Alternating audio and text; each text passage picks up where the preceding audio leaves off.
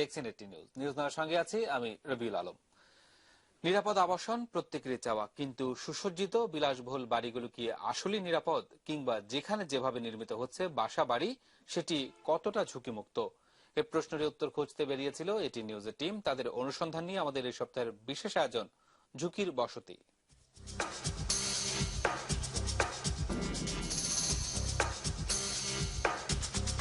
পাইলে কিন্তু সবসময় সলিউশন না।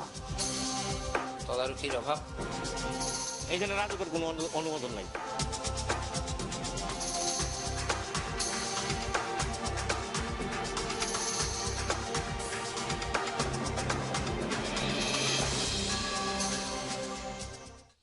দেখতে চোখ রাখুন শনিবারও সারাদিন এটি নিউজের পর্দায়। এবার পুরো খবর। জনসমর্থন থাকার কারণেই বর্তমান সরকারের বিরুদ্ধে করা দেশি বিদেশি চক্রান্ত বারবার ব্যর্থ হচ্ছে বলে মন্তব্য করেছেন প্রধানমন্ত্রী শেখ হাসিনা। গণতান্ত্রিক প্রক্রিয়া অব্যাহত রাখার গুরুত্ব তুলে ধরেন তিনি। শুক্রবার রাতে গণভবনে আওয়ামী লীগের কার্যনির্বাহী কমিটির সভার শুরুতে প্রধানমন্ত্রী শেখ হাসিনা এসব কথা বলেন। ৩২ বছর আগে দেশে ফিরেছিলেন বর্তমান প্রধানমন্ত্রী শেখ হাসিনা। ১৯৭৫ সালে ১৫ই আগস্টের আগে এক বৈরী রাজনৈতিক পরিস্থিতিতে দেশ ছেড়ে যান তিনি। যাবার সময় পরিবারের সবাইকে জীবিত দেখে গেলেও ফিরে এসে আর দেখা হয়নি কারো সাথেই। ৮১ সালে যেদিন ফিরে আসি আমি এয়ারপোর্টে নেমে লাখো লাখো মানুষ দেখেছি, কিন্তু যাদেরকে আমি রেখে গিয়েছিলাম তাদের কাউকে আর পাই নাই। তবুও শেখ হাসিনার ফিরে আসার দিন আর মুহূর্তকে নেতাকর্মীরা ভুলে যায়নি কখনোই। তাই তো কার্যনির্বাহী কমিটির সভা শুরুর আগে সেটারই শুভেচ্ছা জানান তারা। আর আবেগ আপ্লুত হয়ে পড়েন প্রধানমন্ত্রী। কয়েক মুহূর্তের জন্য তিনি ফিরে যান সে সময়গুলোতে। আমি যে মুখগুলি একবার দেখতে চাই, সে কেউ নাই, আমি একদম একা। আমার ছোট মেয়েটাকে নিয়ে আমি চলে আসি, জয়কে নিয়ে রেহানা লন্ডন চলে যায়। আমি সব হারিয়েছি, এটা ঠিক, কিন্তু এটা ঠিক যে বাংলাদেশের মানুষের যে ভালোবাসা আমি পেয়েছি, আর বিশেষ করে আওয়ামী লীগের নেতা কর্মীরা, সেটা ভোলার না। প্রধানমন্ত্রী স্মরণ করেন ৩২ বছরের রাজনৈতিক জীবনে নানা টানাপোড়েন আর অত্যাচার নির্যাতনের কথাও। তুলে ধরেন কিভাবে তাকে হত্যা এবং রাজনীতি থেকে বিদায় দিতে ৭৫-এর খুনিদের বারবার সামনে আনার বিষয়গুলোও। হয় হত্যা, নয় আমার রাজনীতি শেষ করবার জন্য এই ১৫ই আগস্টের খুনি, ৩রা নভেম্বরের খুনিদেরকে প্রত্যেকেই বারবার তাদের সামনে নিয়ে এসেছে। প্রধানমন্ত্রীর বক্তব্যে উঠে আসে তার সরকারের অর্জন, পাশাপাশি বর্তমান রাজনৈতিক প্রেক্ষাপট আর দেশি বিদেশি চক্রান্তের কথাও। হেফাজত ইসলাম নামে তাদেরকে নামিয়ে মাদ্রাসা থেকে ছোট ছোট শিশুদের নিয়ে এসে ক্ষমতা যাওয়ার স্বপ্ন আর সরকার উৎখাতের ষড়যন্ত্র করা হয়েছে। জনগণের সমর্থন আর জনগণ যদি পাশে থাকে তাহলে কোনো ষড়যন্ত্র কার্যকর হতে পারে না। যতই জাতীয় আন্তর্জাতিক এখানে বহু ষড়যন্ত্র আছে, অনেকেরই স্বার্থ আছে। আগামীতেও গণতন্ত্রের ধারাবাহিকতা রক্ষায় নেতাকর্মীদের আরো সংগঠিত হবার আহ্বানও ছিল প্রধানমন্ত্রীর। গণতান্ত্রিক প্রক্রিয়াটা যাতে অব্যাহত থাকে, কারণ গণতন্ত্র থাকলেই স্বচ্ছতা থাকবে। গোলাম কাদের রবু, এটিএন নিউজ, ঢাকা। সরকারের আহ্বানে নয়, নিজেদের সিদ্ধান্তেই জাতীয় সংসদের আসন্ন বাজেট অধিবেশনে যোগ দেবে বিএনপি। তবে বিএনপি নেতারা দাবি করেছেন নির্বাচন পদ্ধতি নিয়ে সংলাপের আমন্ত্রণ জানিয়ে সরকারি দল টালবাহানা করছে। নিয়ম অনুযায়ী স্পিকারের অনুমতি ছাড়া সংসদ অধিবেশনে টানা ৯০ দিন অনুপস্থিত থাকলে সংসদ সদস্য পদ খারিজ হয়ে যায়। নির্বাচনকালীন নির্দলীয় সরকারের দাবিতে টানা সংসদ বর্জন করে আসা বিএনপির অনেক সদস্যের অনুপস্থিতি ৮৩ কার্যদিবস ছুঁয়েছে। আগামী ৩রা জুন শুরু হওয়া বাজেট অধিবেশনে ৭ কার্যদিবস চলার পর সদস্য পদ হারাতে পারেন বিএনপির সাংসদরা, যদি তারা এর মধ্যেই সংসদে যোগ না দেন। এমন বাস্তবতায় বিএনপির স্থায়ী কমিটির সদস্য ব্যারিস্টার মওদুদ আহমদ বললেন, বাজেট অধিবেশনে যোগ দেবে তার দল। প্রেস ক্লাবের এক আলোচনা সভায় তিনি বলেন, সরকার বা প্রধানমন্ত্রীর আহ্বানে নয়, নিজেদের প্রয়োজনেই সংসদে যাবে বিএনপি। সংসদে যাওয়ার কথা বলছেন, আর সংসদ সদস্য আমাদের আছেই তো অল্প কয়েকজন, তাদেরকে গ্রেফতার করবেন। এর চেয়ে বড় স্ববিরোধিতা আর কিছু হতে পারে না। আপনাদের আহ্বানে আমরা সংসদে যাব না, আমাদের নিজেদের প্রয়োজনে দেশের মানুষের তাগিদেই আমরা সংসদে যাব। এদিকে অন্য একটি অনুষ্ঠানে বিএনপির স্থায়ী কমিটির আরেক সদস্য ব্যারিস্টার রফিকুল ইসলাম মিয়ার দাবি, সংলাপের আমন্ত্রণ আওয়ামী লীগের কাছ থেকেই এসেছে। সরকার বিরোধী আন্দোলনে ভয় পেয়েই সরকারি দল বিএনপিকে আলোচনার প্রস্তাব দিয়েছে। বাংলাদেশ জাতীয়তাবাদী দল তো প্রস্তাব দেয় নাই যে আমরা নন পার্টি ক্যারটেকার গভর্নমেন্ট বা ইন্টারিম গভর্নমেন্ট নিয়ে আলোচনা করতে চাই। আলোচনার প্রস্তাব দিয়েছে শেখ হাসিনা। এখন ভাবছে যে আলোচনা করলে যদি কোনো অবস্থায় নন পার্টি ক্যারটেকার গভর্নমেন্ট হয়, ক্ষমতায় তাদের পক্ষে যাওয়া সম্ভব হয় না, তাই তারা বলছে আমরা নন পার্টি নন ইলেক্টেড গভর্নমেন্ট এসে ক্ষমতা দেবো না। তৌহিদ শান্ত, এটিএন নিউজ, ঢাকা।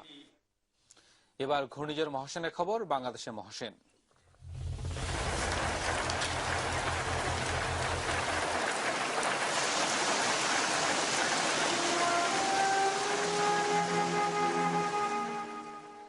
ঘূর্ণিঝড় মহাসেন নিয়ে সারা দেশের মানুষ শঙ্কায় থাকলেও শেষ পর্যন্ত তা আঘাত হেনেছে পটুয়াখালী ও বরগুনায়।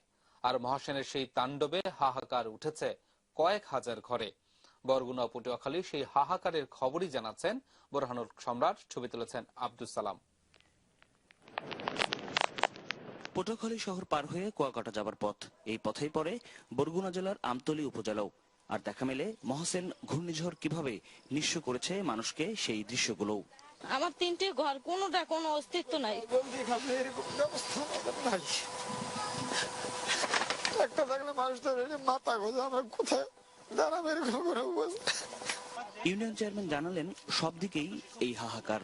ছয়নাং আমতলী ইউনিয়ন পরিষদে টোটাল 9টা ওয়ার্ডে মিনিমাম 3 থেকে 3,500 ঘর, এই বর্তমান যে ঘরের যে মাটিতে শিমু মেম্বারের বাড়িতে দাঁড়াই আছি, এই রকমের সমূলে বিধ্বস্ত হয়েছে প্রায় 3,000 ঘর। শুধু একটি ইউনিয়ন নয়, খেপুপাড়ার 11টি ইউনিয়নই ক্ষতিগ্রস্ত। শুধু বাড়িঘর আর ফসলি জমি নয়, বাদ পড়েনি শিক্ষা প্রতিষ্ঠানও।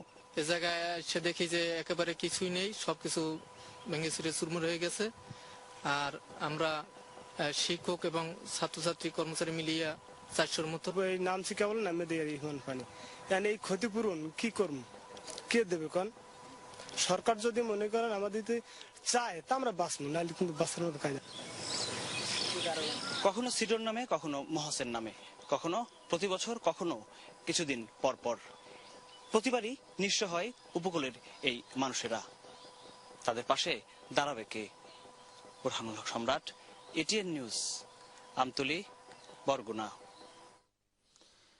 এদিকে টেকনাফের বিভিন্ন পয়েন্টে এ পর্যন্ত মিয়ানমারের 31 নাগরিকের মরদেহ উদ্ধার করেছে পুলিশ। শুক্রবার দুপুর পর্যন্ত আরো 7টি মৃতদেহ পাওয়া যায়।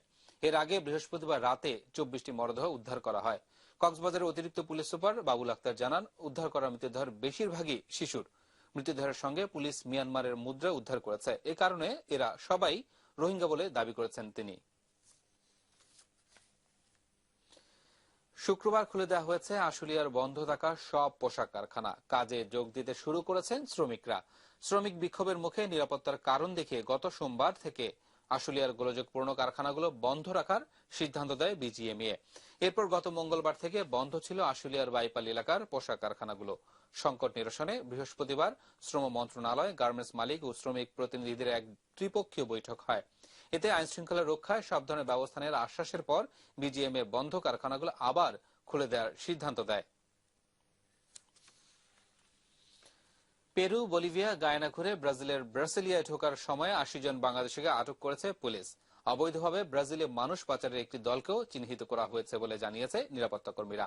বৃহস্পতিবার নিরাপত্তা কর্মীদের পক্ষ থেকে জানানো হয়, দালালদের প্রায় 10,000 মার্কিন ডলার দিতে আটককৃত সবাই সেখানে শ্রমদাস হিসেবে কাজ করছিলেন।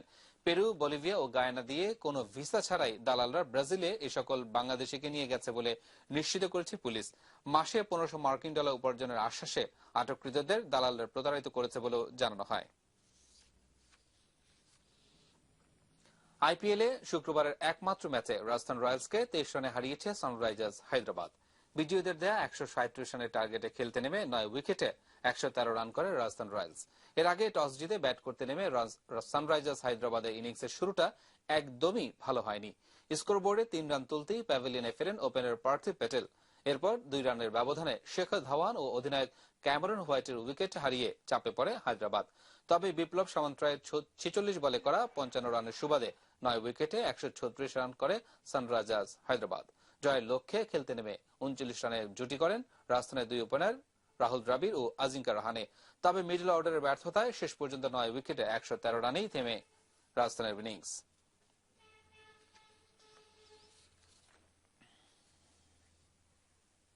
এই ছিল নিউজ নাও। সঙ্গে থাকুন, দেখতে থাকুন এটি নিউজ। মোবাইল ফোনের ব্রেক